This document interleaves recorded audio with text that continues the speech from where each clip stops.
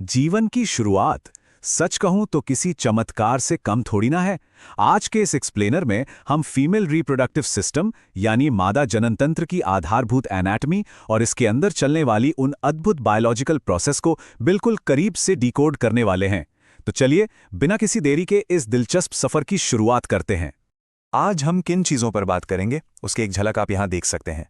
Basic introduction से शुरू करके हम अंडाशय, फेलोपियन ट्यूब, गर्भाशय और योनि के पूरे रास्ते को समझेंगे और एंड में एक बहुत ही ज़रूरी एजुकेशनल कॉन्टेक्स्ट पर भी बात करेंगे। चलिए शुरू करते हैं सेक्शन 1 से, तंत्र का परिचय। देखिए, किसी भी कॉम्प्लेक्स सिस्टम को समझने के लिए ना दिमाग में उसका एक मैप होना बहुत ज़रूरी है। अब जरा इस डायग्राम को देखिए। जब हम अंगों के इस पूरे नेटवर्क को एक साथ देखते हैं तो साफ पता चलता है कि ये अलग-अलग हिस्से बिल्कुल नहीं हैं।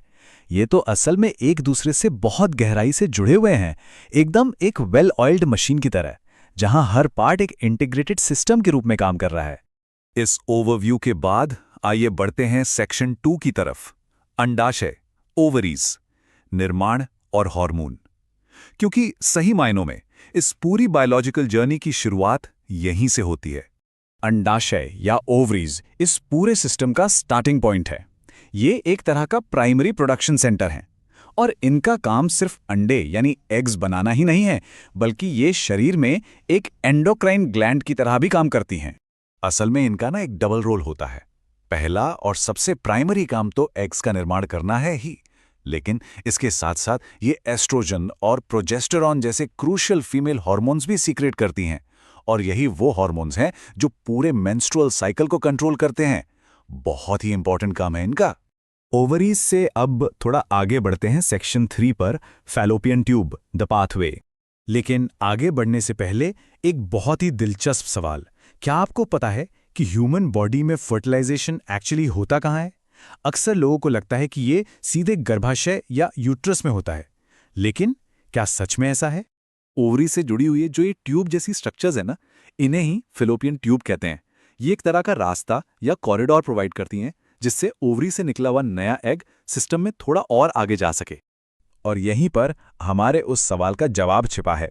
आपको जानकर शायद हैरानी हो कि फर्टिलाइजेशन जनरली इसी नैरो फैलोपियन ट्यूब के अंदर ही होता है। जी हाँ, यूट्रस में पहुंचने से पहले ही इसी संकरे रास्ते में ये पूरी प्रक्रिया हो जाती है। इस रास्ते को पार करने के बाद अब आते हैं मेन डेस्टिनेशन पर, सेक्शन 4, गर्भाशय, यूट्रस, विकास का केंद्र। तो इस पूरे सिस्टम के बिल्कुल सेंटर में होता है गर्भाशय, जिसे हम यूट्रस कहते हैं। ये वो मेन ऑर्गन है जिसे नेचुरली डिजाइन ही प्रेगनेंसी के लिए किया गया है।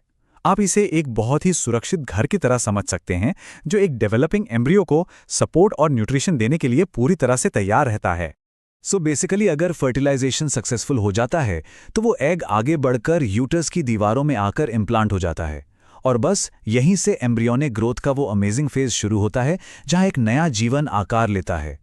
चलिए अब आते हैं इस एनाटॉमिकल जर्नी के आखिरी हिस्से पर, सेक्शन 5, गर्भाशय ग्रीवा और योनि मार्ग। गर्भाशय के ठीक नीचे एक संकरा हिस्सा होता है जिसे सर्विक्स या गर्भाशय ग्रीवा कहते हैं। ये समझ लीजिए एक बायोलॉजिकल ब्रिज या गेट की तरह काम करता है। ये यूट्रस के अंदर के एनवायरनमेंट और बाहरी रास्ते के बीच एक बहुत ही स्ट्रांग और सिक्योर कनेक्शन बनाता है।